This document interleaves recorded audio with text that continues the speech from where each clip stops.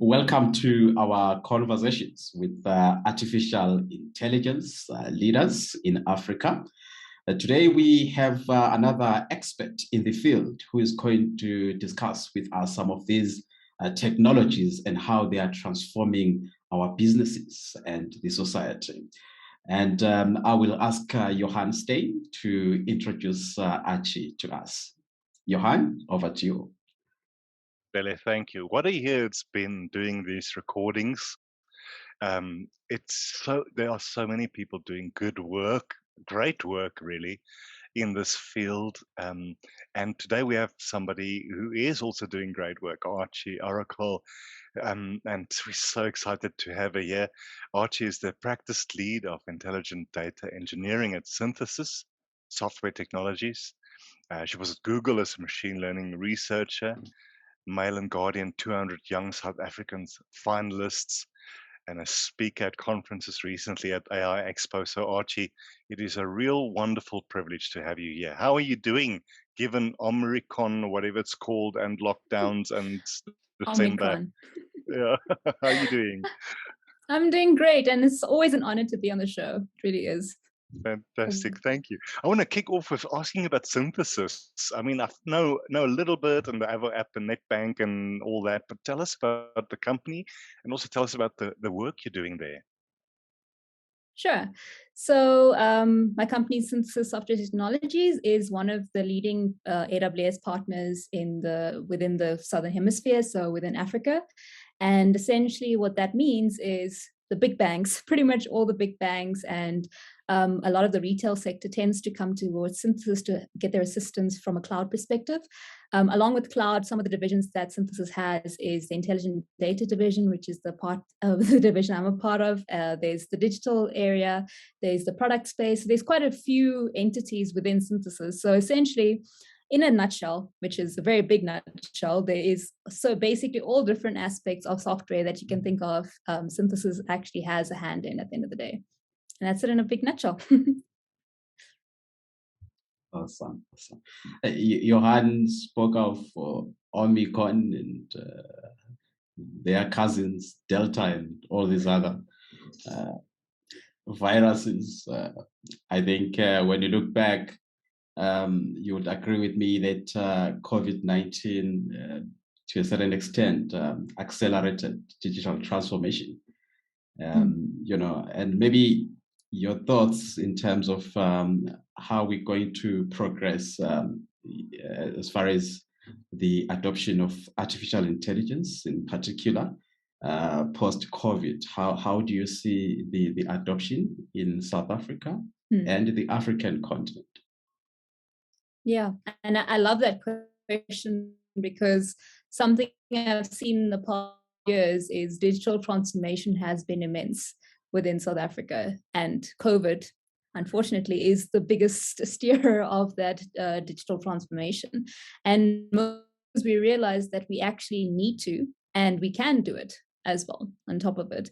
And because we're able to actually use technology here, people are feeling more comfortable, and they weren't feeling so comfortable in the beginning. I think about first phase of COVID when everyone was starting to work remotely.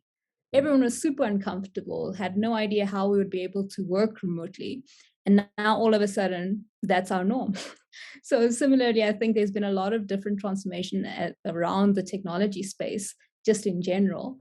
So I'm very hopeful when it comes to artificial intelligence because, as we all know, okay, so AI has been seen as the green-eyed monster, and a lot of the time it's often responsible for, taking jobs, taking over the new technology, causing people to actually needing to change the organization, not being able to do what it's been sold to do.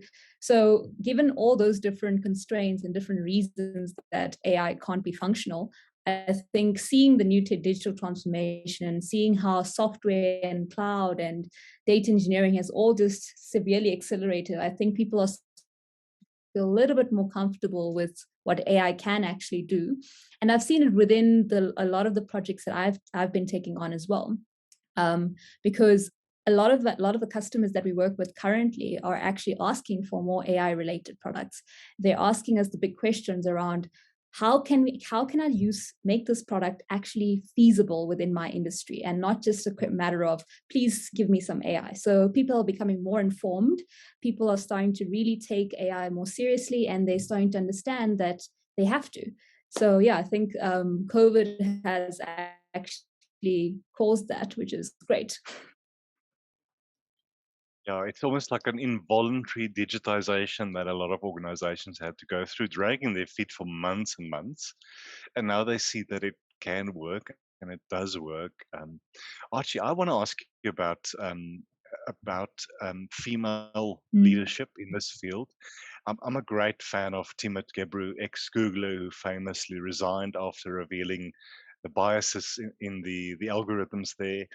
She was featured in the Netflix documentary Coded Bias. So it's almost like a two-part question, and just your view in the local market, because I've been focusing on ethnicity and gender diversity in these recordings, but in the local market, Archie, from a gender diversity point of view and almost an ethnicity point of view, and the circles you kind of work in, are we making progress, or do you think we're still far behind? Just your thoughts on that, because it's an important topic, I think. Yeah. No, and it's something that has been on my mind for a long period of time, and I'll give you context around why. We've been obviously looking to hire people, and unfortunately, every single person that comes our way tends to not be either female or of a specific, ethnic background. It's traditionally the standard people that we're seeing, and it's quite sad for me personally, because I'm just like, where's the rest of the people? Where's the diversity we need? Because it's not just about having that diversity split, but it's also being able to get different backgrounds into the mix, because that's actually how you solve problems better. So I think there has been a significant improvement in terms of that ethnic diversity as well as the gender diversity. I know my company specifically is also trying to create that diversity and make sure that people feel more comfortable to be who they are and bring in more diverse backgrounds. And I know a lot of companies are focusing on it, but I think there's still a long way to go before I can say there's an equal balance. The one thing that I have to say though is, especially within, so I can only speak from the machine learning and software engineering space, but the women that are in my field, we all have such a great, we gel together so well. We actually part of different WhatsApp groups where we can instantly feel a connection with one another. So we're very supportive amongst each other, because we're such a small group. And we all have the same thing in common. So it's such a great group to really be a part of. But at the same time, it's sad that it's such a small group of people. So I think there's still a long way that we need to go before we actually have that balance. But I am seeing some hope in terms of the strides that people and different companies and organizations are taking to bridge that gap. That's awesome. And I actually, whilst you're on that, Carebiotic, which bridges the gap between the machine learning practitioners and healthcare practitioners. Would you mind if you can expand more in terms of what exactly Sisonke does? Yes, I would love to. It's something I love speaking about. So it's actually it's pretty much a passion project that we took upon. So basically a bunch of us got together, and we all wanted to, we're traditionally part of the machine learning space. And one thing we realized because of COVID was we have a lot of technology that can assist the healthcare sector, but it's not being used, and it's not really being used the degree, because, for example, there could have been so many prediction algorithms that were created within South Africa, specifically within hospitals, that could have assisted during the pandemic, specifically around resources. Yet none of that was used because people weren't aware of it, or I'm not sure what exactly the reason could have been, but from what the interviews that I've had with different people, it's been a case of not being aware that it's possible, having resource constraints, technology constraints, which is so sad because of the industry I'm in. But these are the reality of the situation that is within the African context. So we came across this problem and we realized that as a machine learning community, we want to do something about it.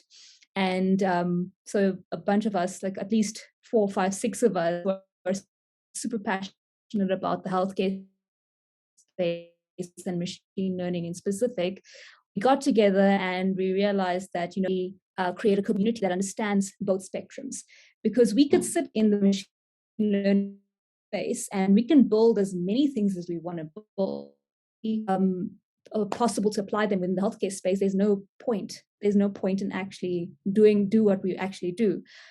So essentially, the purpose of Sisonke Biotech is to bring both the healthcare practitioners as well as the machine learning practitioners who specialize in this and get them to actually have a conversation between each other and start knowledge sharing amongst the two. And it's been so great so far. I personally have learned so much from the doctors that we've been able to, or at least had the chance to speak to, because we actually realized that the problems aren't necessarily the best algorithm that can solve, but it's actually simple things like having internet connectivity in a specific area or having a database that is provisioned to do simple things. So that has been very eye-opening to us. And essentially the purpose behind Sisonke Biotech is being able to create these communities that can actually start openly speaking to each other and also not necessarily have any blockers between. So if you are part of the machine learning space, so we've got a couple of rules, quote unquote, that we tend to follow that all prevents people from feeling judged and feeling like they can't necessarily open up. So we have those rules that we adhere to. So that really gets the conversation flowing between the two different groups. And at the same time, we have a couple of pilot projects that we are pursuing. So for example, the one pilot project that I'm pursuing from my side, but along with the support of the rest of the community, is specifically around privacy and healthcare. So being able to use healthcare data and create machine learning models, but being able to do it in a secure manner. Because a lot of the times what ends up happening is you have all this data sitting in different hospitals, but no one can really access that data because it's sensitive information. So the project that I'm pursuing within the Sisonke Biotech unit is to be able to create a space within the federated learning area, which is to be able to create models that we need to create and be able to pass information between hospitals without actually passing sensitive information. So yeah, that's like one of the many projects, but it's a very exciting space to be a part of. My word, I always vibrate a little bit when I hear about this technology being used for good, in healthcare and in education in particular. In this digitized world, I recently had to do quite a few doctor visits to an health issue, and the amount of forms I had to fill in, like I think everyone knows, over and over again. And no history, no medical history. I even forgotten about some of the pertinent medical history. So I always think about my 7-year-old son and his future. If God forbid, but if there's a crisis and I have to take him into the hospital, what if there's no digital footprint? Yes, we know from privacy point of view and our young children in particular, we want to protect them, but why can't we do better from a healthcare point of view, Archie? So, I mean, if people want to get involved, I missed the name there. I think you call it Sisonke. Firstly, what does it mean, and how can people? Is there a URL or a website where people can find more information or get involved? Yes, of course. So I'll probably provide the link. I don't have the links with me, so I'll provide it to you a bit later. But it's actually very simple to get involved. The purpose of the community is to have open collaboration, and it's a grassroots community. So no money is involved. It's pretty much everyone gets to be able to be a part of this organization with just the mere time that they have, and everyone is welcome to the community, because essentially what we're striving towards is building a healthcare space that we can all be proud of and use technology to actually further advance our healthcare sector within Africa. That's what our main aim is. So whoever has that agenda in mind, whether they're from the technology background or from the medical background, they're all welcome to join. It's not complicated. It's really not complicated. It's literally just a matter of going onto the website. We'll provide the website a bit later, but essentially going onto the website, sign up as a member, and then we have weekly meets on Thursday where people from all different backgrounds can come and join, and we literally just chat. We chat about the different projects that we want to do. We chat about anyone who is pushing a new project or a different paper. We collaboratively try and decide on new projects that we want to work on, and then we actually work as a community. So it's very simple to join. Very, very simple. Fantastic. Well, definitely when we edit this video, Archie, we'll add the links. We'll also add it to the YouTube video when we post it, because it's important. And I mean, that's what Zenzele and I are trying to do, is give exposure to people who are doing good things. Zenzele, I think, and this is always the problem with these things, we want to stick to 20 or so minutes. So maybe a last question from your side, but Archie, it's been great, and hopefully we can revisit some of these conversations into the new year. Absolutely. Actually, maybe my last question is more of maybe an advice that you can give to someone that maybe a young person that is interested in getting into the machine learning space. Where do they begin? Do they first have to enroll at university, get a computer science degree, and do a master's in AI? What can they do? How can they easily get into the industry and participate? Yeah, and I get asked that question a lot, but to be completely honest, I don't think there's a formula. There really isn't a formula. You can, the crux of all of it is to actually have a passion for AI and actually just constantly want to learn. So yes, you can have a good foundational software engineering background. You can do the masters, you can do your PhDs, but having studied what I've studied so far, I still feel just as clueless as when I had started. So I think all of that does help, but what's more important than all of that is to have a passion for AI and to actually constantly want to learn, because the space that we're in, and the AI space in specific, is constantly adapting. You can follow all the courses, you can constantly keep updated to it, but you will probably be behind somewhere or another. So the best way is probably to have a foundational degree. So, have your either software, computer science, software engineering, even PhD applied maths, statistics, have a foundational degree. And then the next step is actually to just pursue whichever field you're the most interested in, because in AI is also pretty big, right?